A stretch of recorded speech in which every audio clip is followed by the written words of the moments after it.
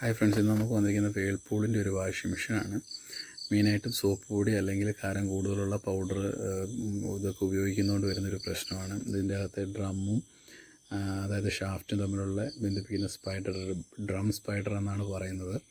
അപ്പോൾ ആ സാധനം കംപ്ലൈൻ്റ് ആയിട്ടുണ്ട്. കാരണം ഇത് നമുക്ക് നോക്കുമ്പോഴേ അറിയുന്നത് ഫുള്ള് ചെളിയാണ്. കാരണം കസ്റ്റമർ ഇത് ഒരു 5 വർഷമായിട്ട് ക്ലീൻ ചെയ്തിട്ടേ ഇല്ല. ശരിക്കും നമുക്ക് ഡ്രം ക്ലീൻ ചെയ്യാനുള്ള ഒരു ഓപ്ഷൻ വരുന്നുണ്ട്.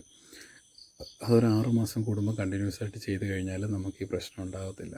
ഇപ്പം നമ്മൾ ഇത് കറക്റ്റായിട്ട് ചെയ്തില്ല എന്നുണ്ടെങ്കിൽ, സപ്പോസ് ഇത് പൊട്ടിപ്പോയില്ല എന്ന് വിചാരിക്കുക, വാഷിങ് ചെയ്തുകൊണ്ടിരിക്കുമ്പോൾ നമ്മുടെ തുണിയിൽ റിട്ടേൺ ആയിട്ട് ഇങ്ങനെ ചെളി പറ്റുക, ചെറിയ പാട പോലെ ചെളി പറ്റുക, അങ്ങനെ ഓരോ പ്രശ്നങ്ങൾ ഉണ്ടായിക്കൊണ്ടേയിരിക്കും. അപ്പോൾ ഇതിൻ്റെ എല്ലാം കാരണം മെയിനായിട്ടും ഇതിനുള്ളിൽ ഈ ഡ്രമ്മിൻ്റെ പുറം ഭാഗത്തും അതുപോലെ ഈ സ്പൈഡറിലും ഒക്കെ ആയിട്ട് ചെളി ഒരുപാട് പറ്റിയിരിക്കുന്നതാണ്.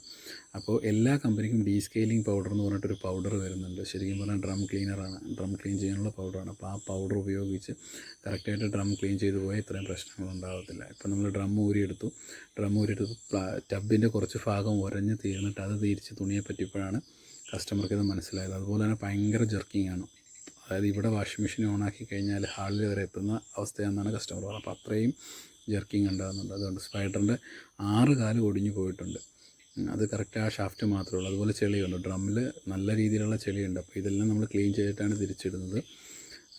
അപ്പോൾ ഇത് അഴിച്ചെടുക്കാൻ കുറച്ച് പണിയാണ്. കാരണം അത് ഫുൾ ലോക്കായി ജാമായി ഇരിക്കുകയാണ്. നമ്മളിവിടുത്തെ നട്ടൊക്കെ അഴിച്ചു, അതുപോലെ ഇതൊക്കെ അഴിച്ച് മാറ്റിയിട്ടുണ്ട്. പക്ഷേ ഇത് ഇവിടുന്ന് ഊരി പോരത്തില്ല. നമ്മൾ പരമാവധി ട്രൈ ചെയ്ത് നോക്കിയിട്ട് പറ്റിയില്ല എന്നുണ്ടെങ്കിൽ കട്ടർ വെച്ച് കട്ട് ചെയ്യുക എന്നുള്ള ഓപ്ഷൻ മാത്രമേ നമ്മുടെ മുന്നിലുള്ളൂ. അപ്പോൾ ഇത് കറക്റ്റായിട്ടൊരു 6 മാസം കൂടുമ്പോഴെങ്കിലും, 3 മാസം കൂടുമ്പോൾ ചെയ്യുന്നത് വളരെ നല്ലതാണ്. അപ്പോൾ 6 മാസം കൂടുമ്പോഴെങ്കിലും നമ്മൾ കൃത്യമായിട്ട് ഇതിൽ കെമിക്കൽ വാഷ് ചെയ്താൽ ഈ ഒരു പ്രശ്നം ഒരു കാരണവശാലും ഉണ്ടാകത്തില്ല. പിന്നെ ചില സാഹചര്യങ്ങളിൽ ഇത് പൊട്ടലുണ്ടാകാൻ ചാൻസ് ഉണ്ട്. ഇതുവരെ ടബിന് പ്രശ്നമൊന്നും കാണിക്കുന്നില്ല. അപ്പോൾ നമുക്ക് പരമാവധി ശ്രമിച്ചു, നടന്നില്ല. ഇത് ഒടിഞ്ഞു പോവുകയാണ്. അപ്പോൾ അത് കട്ട് ചെയ്തെടുക്കുക എന്നുള്ള ഓപ്ഷൻ. ഓക്കെ, അപ്പോൾ അത് കട്ട് ചെയ്തെടുത്തു. നമ്മൾ പുതിയ സാധനം സെറ്റ് ചെയ്തിട്ടുണ്ട്. കുറച്ച് വീഡിയോസ് മിസ്സിംഗ് ആണ്. അതിൻ്റെ കാരണം എന്ന് വെച്ചാൽ മഴ പെയ്തു, പിന്നെ ഞങ്ങൾ ചെയ്തു വന്നപ്പോൾ രാത്രിയായിപ്പോയി. അപ്പോൾ അതുകൊണ്ടുള്ള പ്രശ്നമാണ്. അപ്പോൾ നമ്മളത് ബാക്കി പുതിയ സാധനം സ്പൈഡർ ഇട്ടിട്ടുണ്ട്, അതിട്ട് ടൈറ്റ് ചെയ്തു. അതുപോലെ ടബും ഡ്രമ്മും എല്ലാം നല്ല ഡീപ്പ് ക്ലീൻ ചെയ്ത് ക്ലിയർ ആക്കിയിട്ടുണ്ട്. ഇപ്പോൾ കസ്റ്റമറോട് നമ്മൾ പറഞ്ഞ് കൃത്യമായിട്ട് കൊടുത്തിട്ടുണ്ട്. ഓരോ 6 മാസം കൂടുമ്പോഴും നിങ്ങളിത് കൃത്യമായിട്ട് ക്ലീൻ ചെയ്യുക. എന്തോ 200 രൂപയ്ക്ക് അടുത്തെങ്ങാണ്ട് പൗഡറിൻ്റെ വില വരുന്നുള്ളൂ. 2 പ്രാവശ്യം വാഷ് ചെയ്യാനും പറ്റുന്നുണ്ട്.